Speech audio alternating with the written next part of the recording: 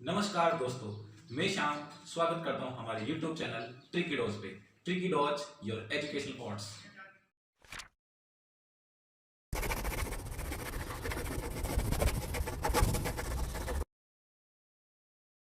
Hello friends.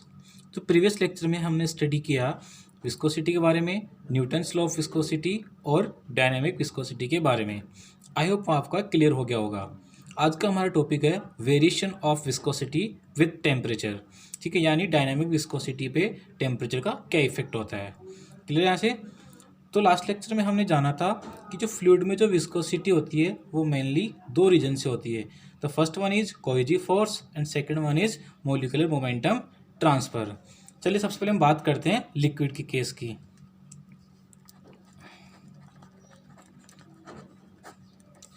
Liquid के case में क्या होता है, जो विस्कोसिटी होती है वो मेनली कोहेसिव फोर्स के कारण होती है। ठीक है, तो लिक्विड के केस में जब क्या होता है कि हम जब टेम्परेचर राइज करते हैं, टेम्परेचर इंक्रीज करेंगे, उस केस में क्या होगा, जो मॉलिक्यूल्स के बीच की जो काइनेटिक एनर्जी है वो कंटिन्यू इंक्रीज होगी। जैसे काइनेटिक एनर्जी इंक्रीज होगी तो जितने भी मॉलिक्यूल्स है लिक्विड के वो एक दूसरे से दूर भागने की कोशिश करेंगे।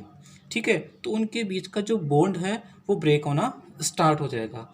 ठीक है, और उनके बीच का जो फोर्स ऑफ अट्रैक्शन है, फोर्स ऑफ अट्रैक्शन वो भी क्या होगा, कंटिन्यू डिक्रीज होगा।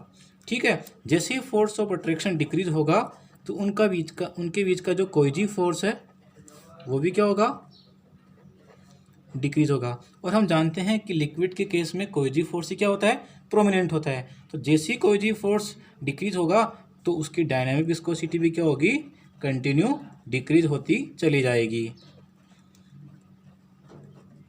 तो यहाँ से एक पूरा एक साइकिल बन गया। जैसे टेम्परेचर इंक्रीज होगा, मॉलिक्यूल्स की काइनेटिक एनर्जी इंक्रीज होगी। जैसे काइनेटिक एनर्जी इंक्रीज होगी तो उनकी जो बीच की जो बॉन्डिंग है वो ब्रेक होना स्टार्ट हो जाएगी, और उनके बीच का जो अट्रैक्शन फोर्स है वो भी क्या होगा, डिक्रीज होगा। और जब ये बॉन्ड डिक्रीज होगा तो कोहेसिव फोर्स क्या होगा, डिक्रीज होगा, और उस केस में डायनामिक विस्कोसिटी भी क्या होगी, डिक्रीज होगी। तो वन लाइन में हम कह सकते हैं कि जो डायनामिक विस्कोसिटी ऑफ लिक्विड है वो क्या होगी, inversely proportional to the temperature. तो हम यहाँ से एक रिलेशन मिल गया। क्लियर है यहाँ से?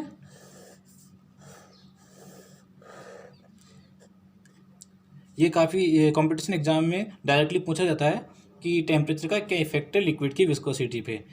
ठीक है, डायनामिक विस्कोसिटी को हम एक रिलेशन से समझ सकते हैं। क्या रिलेशन है वो, डायनामिक विस्कोसिटी इक्वल टू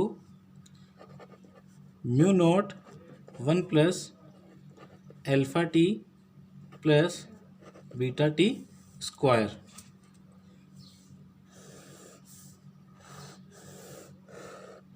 ठीक है, यहाँ पे म्यू नोट क्या है, म्यू नोट की मैं बात करूँ तो ये आपका डायनामिक विस्कोसिटी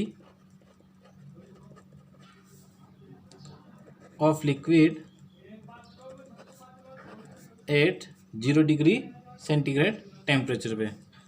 अल्फा और बीटा की बात करूँ तो दोनों होंगे आपके कांस्टेंट, इसमें अल्फा ग्रेटर देन बीटा होगा। ठीक है, तो इस रिलेशन से भी आप क्लियर है कि जो डायनामिक विस्कोसिटी है वो टेम्परेचर के इन्वर्सली प्रोपोर्शनल है। ठीक है, अब हम बात करते हैं गैस के केस की। In the case of gas the viscosity is mainly due to the molecular momentum transfer. तो लिक्विड के केस में क्या होता है, जैसे हम टेम्परेचर को राइज करते हैं, टेम्परेचर को राइज करेंगे, उस केस में क्या होगा, जो मॉलिक्यूलर मोमेंटम है वो कंटिन्यू इंक्रीज होगा। मॉलिक्यूलर मोमेंटम इंक्रीज होगा। जैसे ही मॉलिक्यूलर मोमेंटम इंक्रीज होगा उस केस में क्या होगा, जो विस्कस फोर्स है, जो उनके बीच में मॉलिक्यूल्स के बीच में जो फ्रिक्शन फोर्स है वो भी क्या होगा, इंक्रीज होगा। लिख सकते हैं अपन, विस्कस फोर्स इंक्रीज। ठीक है, जैसे ही विस्कस फोर्स इंक्रीज होगा तो ऑब्वियसली डायनामिक विस्कोसिटी क्या होगी, इंक्रीज होगी। Dynamic viscosity will be increase. ठीक है, तो यहाँ पर हम कह सकते हैं कि जो गैसेस की जो डायनामिक विस्कोसिटी है वो टेम्परेचर की क्या होती है, प्रोपोर्शनल होती है। क्लियर है यहाँ से? एग्ज़ाम में डायरेक्टली पूछा जाता है कि टेम्परेचर का गैस की विस्कोसिटी पे क्या इफेक्ट होता है। तो एक तरह से ये भी क्या है, रिमेंबर टर्म है। क्लियर? यहाँ से एक रिलेशनशिप को समझते हैं। रिलेशन क्या है इसका, mu equal to mu naught plus alpha T minus beta T square. ठीक है,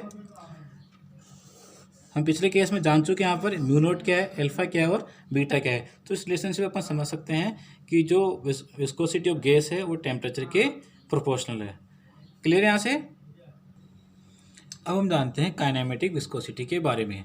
ठीक है, काइनेमेटिक विस्कोसिटी को हम रिप्रेजेंट करते हैं न्यू से, ये ग्रीक सिंबल है।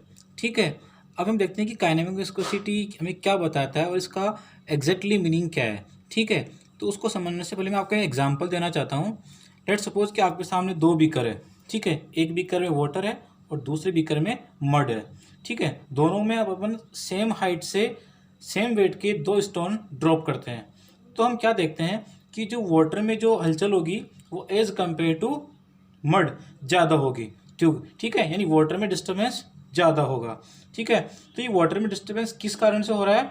ठीक है, ये ऑब्जर्व करती है काइनेमेटिक विस्कोसिटी। तो हम कह सकते हैं कि काइनेमेटिक विस्कोसिटी किसी फ्लूइड की वो एबिलिटी है जिसके कारण वो मोलिकुलर मोमेंटम में होने वाले डिस्टर्बेंस को डिफ्यूज करती है। It is the ability of fluid to diffuse a disturbance in molecular momentum. ठीक है, चलो अपन इसको मैथमेटिकली समझते हैं। मैथमेटिकली क्या होता है, इसको डिनोट करते हैं अपन न्यू से। मैथमेटिकली होता है ये, it is the ratio of dynamic viscosity to the mass density. तो क्या हो जाएगा आपका, डायनामिक विस्कोसिटी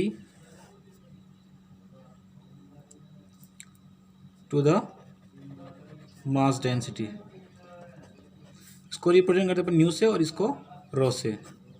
ठीक है, तो अपने पास ये क्या रिलेशन आ गया यहाँ से, kinematic viscosity equal to dynamic viscosity upon rho. ठीक है, रिलेशन भी काफ़ी इंपॉर्टेंट है और रिमेंबर है। क्लियर यहाँ से? अब हम जानते हैं इनके यूनिट के बारे में।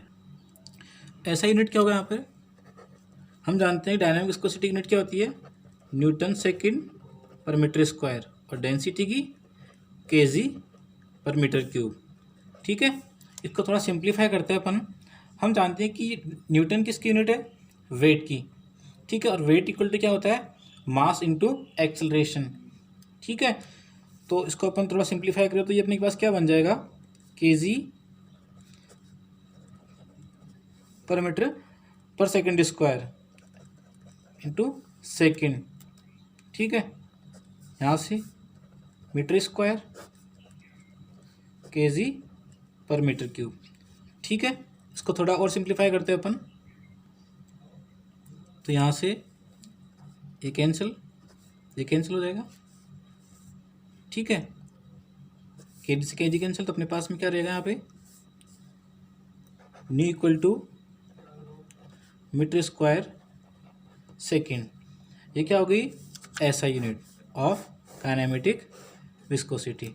ठीक है, अब हम जानते हैं सीजीएस यूनिट के बारे में। तो सीजीएस यूनिट क्या होती है काइनेमेटिक विस्कोसिटी की, सेंटीमीटर स्क्वायर पर सेकंड। इस टर्म को अपन एक और नेम देते हैं, क्या नेम उसका, स्टोक।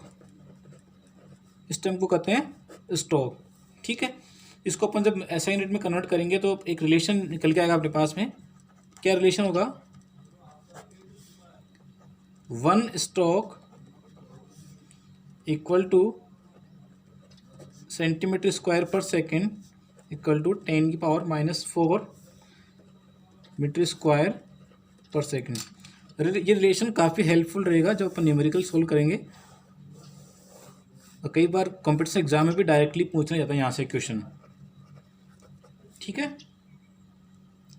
आई होप आपका काइनेमेटिक विस्कोसिटी क्लियर हो गया होगा। अब हम जानते हैं कि काइनेमेटिक विस्कोसिटी पे टेम्परेचर का क्या इफेक्ट है। तो अभी अपने स्टडी किया था कि लिक्विड की जो डायनामिक विस्कोसिटी है वो टेम्परेचर राइज करने पे डिक्रीज होती है, और गैस की जो डायनामिक विस्कोसिटी है वो टेम्परेचर इंक्रीज करने पे इंक्रीज होती है। तो अपने पास यहाँ से एक रिलेशन आया, kinematic viscosity equal to dynamic viscosity upon rho यानी मास डेंसिटी। तो हमने देखा है कि यहाँ पर जो काइनेमेटिक विस्कोसिटी है वो डायनामिक विस्कोसिटी के क्या है, प्रोपोर्शनल है। तो हम कह सकते हैं कि जो लिक्विड के केस में क्या होगा,